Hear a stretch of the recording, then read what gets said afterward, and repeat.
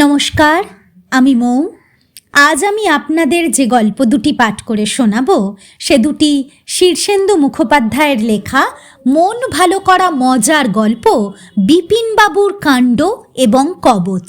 আশা করি গল্প দুটি আপনাদের ভালো লাগবে। আর যদি আমার গল্প পাঠ আপনাদের একটুও ভালো লেগে থাকে তাহলে অবশ্যই আমার গল্প পাঠের সঙ্গে থাকবেন। ধন্যবাদ। শুরু করছি আমার আজকের গল্প পাঠ শীর্ষেন্দু মুখোপাধ্যায়ের লেখা দুটি মজার গল্প বিপিনবাবুর কাণ্ড এবং কবচ। নন্দবাবু বাজারে চলেছেন। বাঁ হাতে ছাতা, ডান হাতে বাজারের থলি, পকেটে টাকা আর ব্রহ্মতালুতে রাগ। তার রাগ হওয়ারই কথা। গতকাল বিকেল থেকে তার প্রিয় দুধেল ছাগল রাইকিশোরীর খোঁজ নেই। ছোট ছেলে মদন গতকাল সিংহীদের ছাদে ঘুড়ি ওড়াতে গিয়ে সিঁড়ি থেকে গড়িয়ে পড়ে ঠ্যাং ভেঙেছে। গিন্নির সোনার বালা চুরি হওয়ায় গিন্নি আজ সন্দেহবশে পুরনো ঝি হীরামতিকে ছাড়িয়ে দিয়েছেন। পরে যদিও বালাটা বালিশের নিচে পাওয়া যায়। তার বড় শালা ভুল করে তার পুরনো চটি ছেড়ে রেখে নন্দবাবুর নতুন চটি জোড়া পায়ে গলিয়ে চলে গেছে। বাইরের ঘরের ঘড়িটা 10 মিনিট লেট চলছে বলে আজও তার বাজারে বেরোতে দেরি হয়ে গেছে। আরও আছে, কিন্তু অত সব বলতে গেলে মহাভারত। রাগের চোটে নন্দবাবু একটু জোরেই হাঁটছেন। হঠাৎ সামনে পথ আটকে একজন বিগলিত মুখের লোক দাঁত বের করে বলল, নন্দবাবু না? কি সৌভাগ্য! লোকটা বেজায় বেটে, একটু রোগা, কালো এবং মুখে ধূর্তামির ছাপ আছে। নন্দবাবু লোকটাকে কোশমিন কালেও দেখেননি। নন্দবাবু বিরক্ত হয়ে বললেন, আপনি কে? কি চাই? আগে আমি হরিপদ পাল। তা হরিপদ বাবু, আমার খেজুরে আলাপ করার সময় নেই, আমার দেরি হয়ে যাচ্ছে। যা বলার চটপট বলুন। ছি ছি ছি ছি ছি, দেরি করিয়ে দিলাম নাকি? তা চলুন, বাজারের দিকে যেতে যেতেই দুটো কথা বলি। কি কথা? বলছিলাম কি, বিপিনবাবুর কাণ্ডটা দেখলেন? বিপিনবাবুকে? আহা, বিপিনবাবু হলেন যোগেনবাবুর শালা। তা যোগেনবাবুকে চিনলেন না? যোগেনবাবু হলেন নরেনবাবুর ভাইপো। নরেনবাবুকে? কি মুশকিল! নরেনবাবু যে সুধাংশুবাবুর নাত জামাই। সুধাংশুবাবুকে? ওই তা বললাম, উনি হলেন নরেনবাবুর দাদা শ্বশুর, আর নরেনবাবু হলেন যোগেনবাবুর জ্যাঠা, আর যোগেনবাবু হলেন বিপিনবাবুর ভগ্নিপতি। এবার বুঝলেন? জলের মতো পরিষ্কার। এদের কাউকেই আমি চিনি না। আহা, চেনার দরকারটাই বা কি? কথাটা হলো, বিপিনবাবুর কাণ্ডটা দেখলেন? আজ্ঞে না। কি সাংঘাতিক কাণ্ড! কাউকে না বলে কয়ে বিপিনবাবু যে বাড়ি থেকে হাওয়া হয়ে গেছেন। তাই নাকি? তাহলে তো চিন্তার কথা। কিন্তু আমার যে বিপিনবাবুকে নিয়ে মাথা ঘামানোর সময় নেই। মাথা ঘামাবেনি বা কেন? শুধু বলছি, ভদ্রলোকের কাণ্ডটা দেখলেন? বলা নেই কওয়া নেই, বাড়ি থেকে জল জ্যান্ত মানুষটা গায়েব। তাহলে পুলিশে খবর দিন। আহা, পুলিশ তো তাকে আগে থেকেই খুঁজছিল। তাই নাকি? তা খুঁজবে না? তিনি যে ঢিল ছুঁড়ে নিত্যানন্দবাবুর অ্যালসেসিয়ান কুকুরের ঠ্যাং ভেঙে দিয়েছেন। তাহলে তো ভীষণ ব্যাপার। কিন্তু এই নিত্যানন্দবাবুটি আবার কে?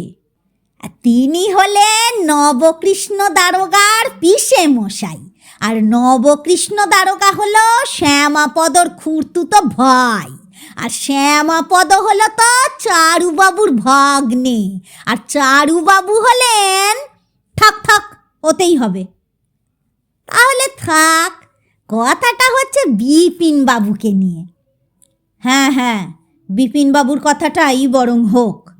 আর তাই বলছিলাম, বিপিন বাবুর কাণ্ডটা দেখলেন? হ্যাঁ, বললেন তো উনি নিরুদ্দেশ। আর নিরুদ্দেশ বলতে নিরুদ্দেশ একেবারে গায়েব, কোথাও তার টিকিটিও দেখা যাচ্ছে না, দিগন্তের চিলের মতো উড়তে উড়তে বিলীন হয়ে গেছেন।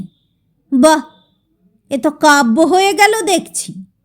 লোকটা খুব লজ্জা টজ্জা পেয়ে হাতটাও কচলে বলল, একটু আধটু আসে আর কি। কবি তমাল রায়ের কাছে তালিম নিয়েছিলাম কিছুদিন। বাহ, কবি তমাল রায়ের নামটা অবশ্য শুনিনি। তিনি হলেন কবি সব্যসাচী কাব্য বিশারদের সাক্ষাৎ ভাইঝি জামাই।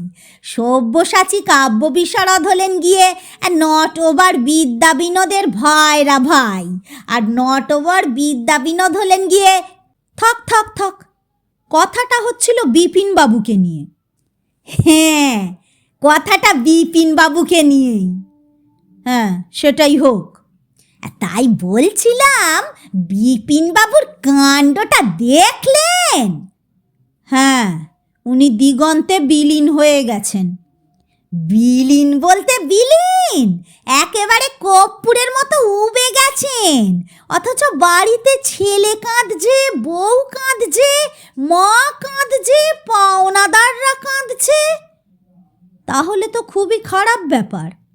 খারাপ বলতে খারাপ। শিবু গয়লার দুধ বাবদ 132 টাকা 50 পয়সা পাওনা, পঞ্চানন মুদির পাওনা 251 টাকা 25 পয়সা, রহমত দর্জি পাবে 51 টাকা 75 পয়সা, পাড়ার মুচি পায় 13 টাকা 20 পয়সা, খবরের কাগজওয়ালার কাছে বাকি পড়ে আছে 81 টাকা 51 পয়সা, বাড়িওয়ালার 2 মাসের ভাড়া 340 টাকা, বনবিহারীর কাছে মাস কাবারে ধার নিয়েছিলেন 250 টাকা, গজপতির কাছে 150, সরখেল বাবুর কাছে 30 টাকা। বিপিন বাবু বেশ ধারালো লোক ছিলেন দেখছি। হ্যাঁ, শুধু কি এই, ফুচকাওয়ালা, বাদামওয়ালা, অফিসের পিয়ন, তাদের হিসেব তো এখনো ধরিনি। তাহলে আর ধরবেন না? তাই বলছিলাম, বিপিন বাবুর কাণ্ডটা দেখলেন? একটু একটু দেখতে পাচ্ছি। সংসারটা ভেসে যাচ্ছে একেবারে। চাল নেই, ডাল নেই, নুন নেই, তেল নেই।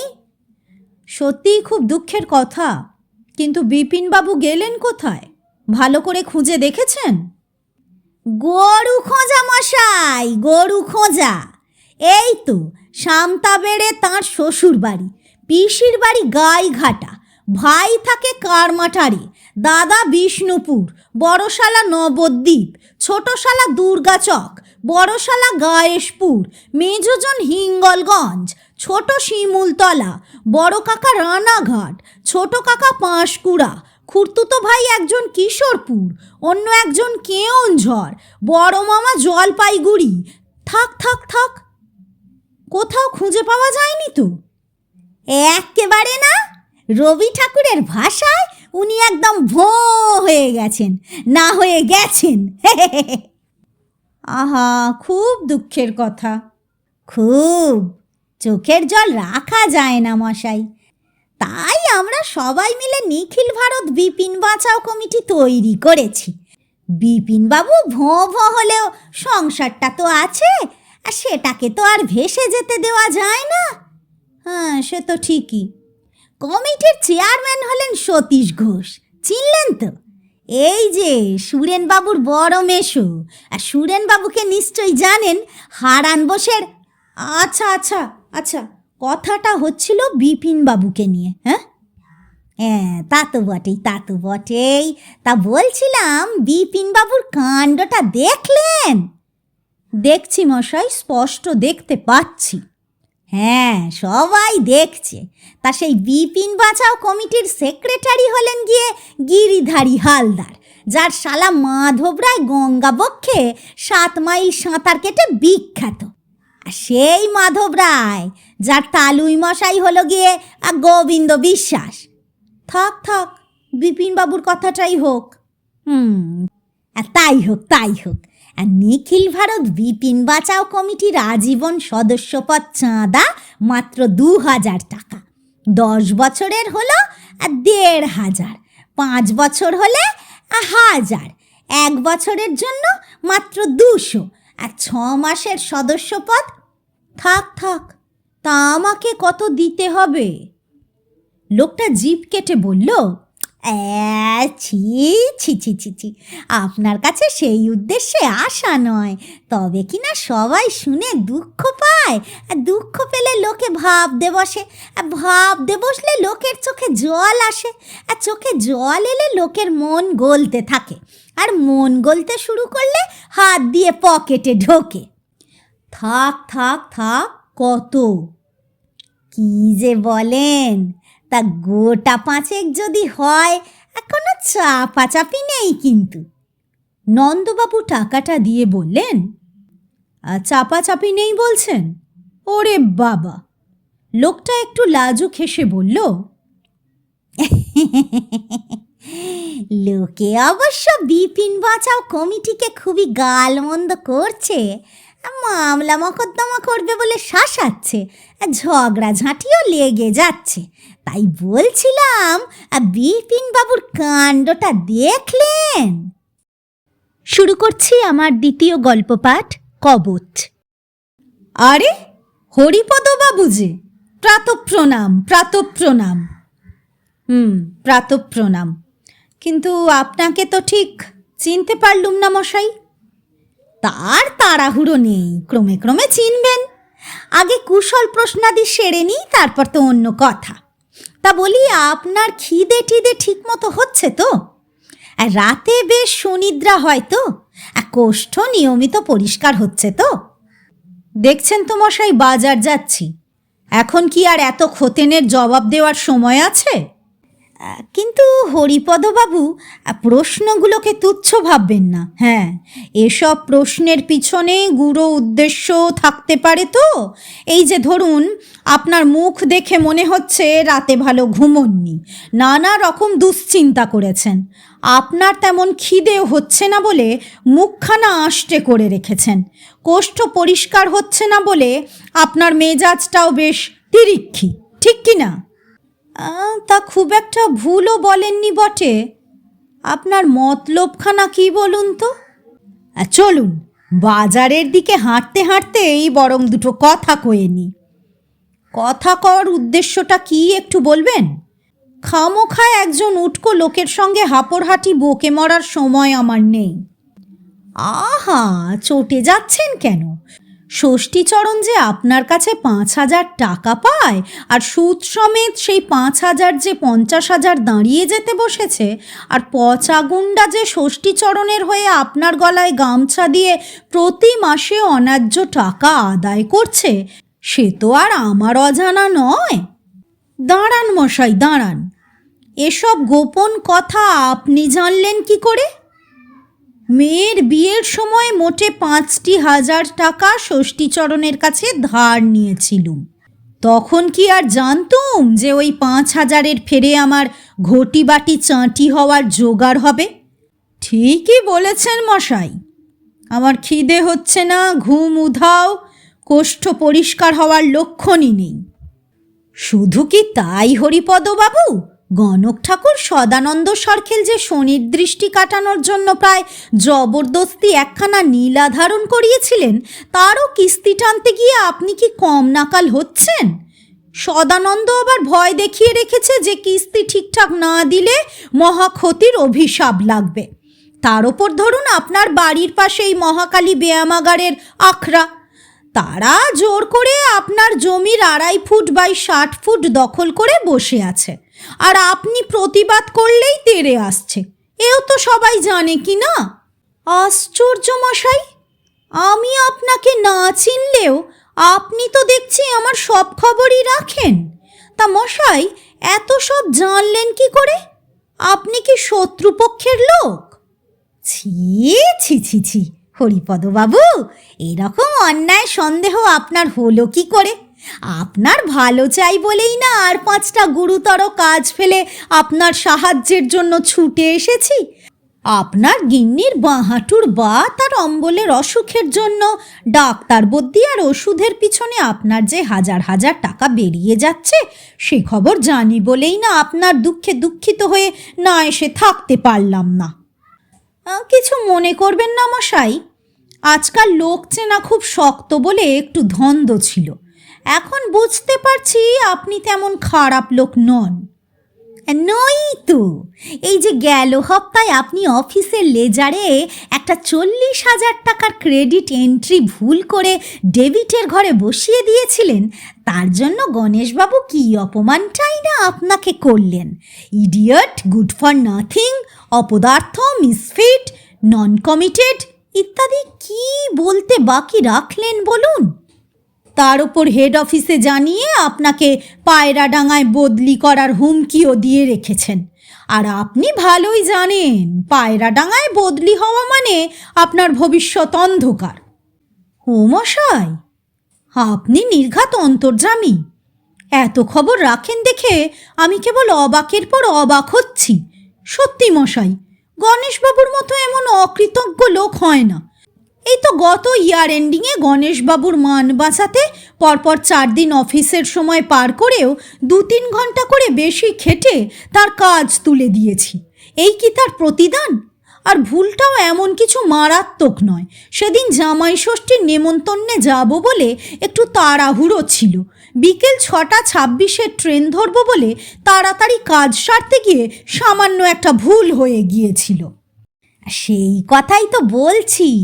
তারপর ধরুন এপ্রিলের 23 তারিখে সন্ধে 7:10 রথতলার মোড়ে কী কাণ্ডটা হলো। কিছু হয়েছিল নাকি? কি হয়েছিল বলুন তো? সে কি মশাই, এত বড় ঘটনাটা ভুলে মেরে দিলেন? আপনার তো এখনো ভীমরতি ধরার বয়স হয়নি, মাত্র 42 বছর 3 মাস। এর মধ্যেই স্মৃতি বিভ্রম তো ভালো কথা নয়। অবশ্য জলাতঙ্কের ইঞ্জেকশন নিলে অনেক সময় শরীরে নানা রকম কেমিক্যাল চেঞ্জ হয়, তাতে স্মৃতি বিভ্রম হওয়াও বিচিত্র নয়। আমি যে জলাতঙ্কের ইঞ্জেকশন নিয়েছিলাম এ খবরও আপনি জানেন দেখছি। না, আমার আরও অবাক হওয়ার উপায় নেই মশাই। ইতিমধ্যে অবাক হওয়ার অপটিমামে পৌঁছে গেছি। আহা, অবাক হওয়ার দরকারটাই বা কি আপনার? এপ্রিলের 23 তারিখে সন্ধে 7:10 রথতলার মোড় দিয়ে আসার সময় আপনি যে দূরে শ্যামাদাস মিত্তিরকে দেখে অত্যন্ত উত্তেজিত হয়ে শ্যামাদাস, ওহে শ্যামাদাস বলে চিৎকার করে ছুটে গিয়েছিলেন, তা কি আপনার মনে নেই? হ্যাঁ, দোষটা কিন্তু শ্যামাদাসেরই, বুঝলেন মশাই। গত অক্টোবরে পাহাড়ে বেড়াতে যাবে বলে আমার কাছে দূরবীনটা ধার চেয়েছিলেন। দূরবীনটা আমার ঠাকুরদার, সাবেকি জিনিস, একটা স্মৃতিচিহ্নও বটে। কিন্তু শ্যামাদাস এমন বেয়াক্কেলে যে দূরবীনটা 6 মাসের মধ্যে ফেরত দিল না। চাইলেই বলে দেবো, দিচ্ছি। তারপর শুনলুম তার বড় শালা নাকি দূরবীনটা তার কাছে চেয়ে নিয়ে গেছে দক্ষিণ ভারতে বেড়াতে যাবে বলে।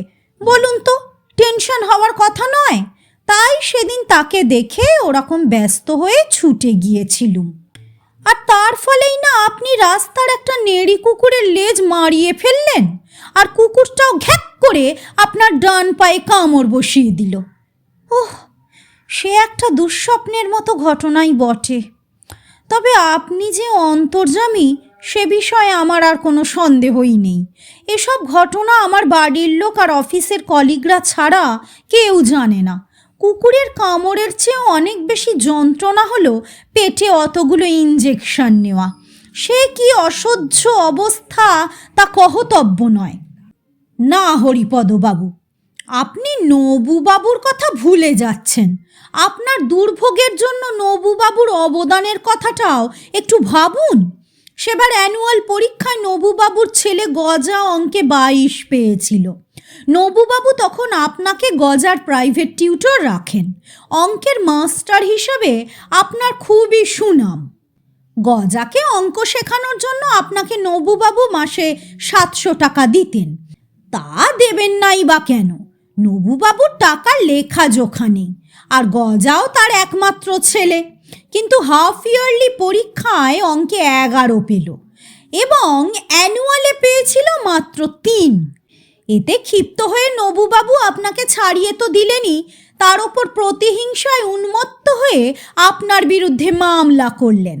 অভিযোগ ছিল আপনি ইচ্ছে করেই গজাকে ভুলভাল শিখিয়েছেন। তাছাড়া তাঁর গোয়ালে আগুন লাগানোর অভিযোগে 1 দফা, তার বুড়ি পিসির মৃত্যু হওয়ায় সেটাকে খুনের মামলা সাজিয়ে আর 1 দফা, তাঁর বাড়িতে যে ডাকাতির চেষ্টা হয়েছিল সেই বাবদে তিনি আর 1 দফা আপনাকে অভিযুক্ত করে FIR করেন। পুলিশ একবার আপনাকে নিয়ে গিয়ে থানার লকআপে 1 রাত্রি আটকেও রাখে, ঠিক কি না? হ্যাঁ, আর বলবেন না মশাই, আমার দোষ কি বলুন? গজা বেশিরভাগ দিনই অঙ্ক কষতে বসে ঘুমিয়ে পড়তো বা পেটে ব্যথা বলে আমাকে বিদায় করে দিত। নবুবাবুকে বলেও লাভ হতো না, বলতেন ছেলে মানুষ, ওরকম তো একটু করবেই, ওই ফাঁকে ফাঁকে শিখিয়ে দেবেন। কি কুক্ষণে যে গজাকে পড়াতে রাজি হয়েছিলুম কে জানে। নবুবাবু আমার জীবনটাই অসহ্য করে তুলেছেন। আর সম্প্রতি তিনি আপনার বিরুদ্ধে একটা জালিয়াতির মামলা করার জন্য তৈরি হচ্ছেন বলে শুনেছি। ওরে বাবা, তাই তো বলছি, আপনি কেমন আছেন সেটা জানা বড় দরকার। যে আজ্ঞে, ভেবে চিনতে মনে হচ্ছে আমি বিশেষ ভালো নেই। আমার ঘুম হচ্ছে না, খিদে হচ্ছে না, কোষ্ঠ পরিষ্কার হচ্ছে না, বুক দূর দূর করে, শরীর দুর্বল লাগে, মাথা ঘোরে। আহা, তার জন্য চিন্তা কি হরিপদ বাবু? আমি তো আছি। আপনি আছেন, কিন্তু কিভাবে আছেন? আপনার দুঃখ দুর্দশা দেখে আমার প্রাণ কেঁদে উঠেছিল বলেই তো হিমালয়ে পাহাড়ি বাবার কাছে ছুটে গিয়েছিলাম। হ্যাঁ হ্যাঁ, বলেন কি? আমার জন্যে আপনি হিমালয় ধাওয়া করেছিলেন? আপনি তো অতি মহৎ মানুষ মশাই, কিন্তু আমি তো আপনাকে চিনিও না। তাতে কি, আমার চেনা অচেনা ভেদ নেই। আপনার দুঃখের কথা পাহাড়ি বাবার শ্রীচরণে নিবেদন করতেই উনি টানা 5 বছরের ধ্যান সমাধি থেকে জেগে উঠে খুব চিন্তিত মুখে বললেন, তাই তো, হরিপদর সময়টা তো বিশেষ ভালো যাচ্ছে না, এর একটা বিহিত তো করতেই হয়। হ্যাঁ, বলেন কি মশাই? তবে আর বলছি কি, পাহাড়ি বাবার মহিমা তো জানেন না, সাক্ষাৎ শিব স্বয়ম্ভু। হ্যাঁ, তিনি প্রসন্ন হলে আর চিন্তা কিসের? তা তিনি সব শুনে টুনে আপনার ওপর প্রসন্ন হয়েই এই এক্সট্রা স্পেশাল বগলামুখী কবচখানা পাঠিয়ে দিয়েছেন। হ্যাঁ, মঙ্গলবার সকালে কাঁচা দুধ, দই আর গঙ্গা জলে শোধন করে ধারণ করবেন। দেখবেন সব গ্রহ বৈকল্য কেটে গিয়ে আপনি একেবারে অন্য মানুষ। আপনি তো বড় পরোপকারী মানুষ মশাই। হ্যাঁ, আর লজ্জা দেবেন না, মানুষের জন্য আর কতটুকুই বা করতে পারি।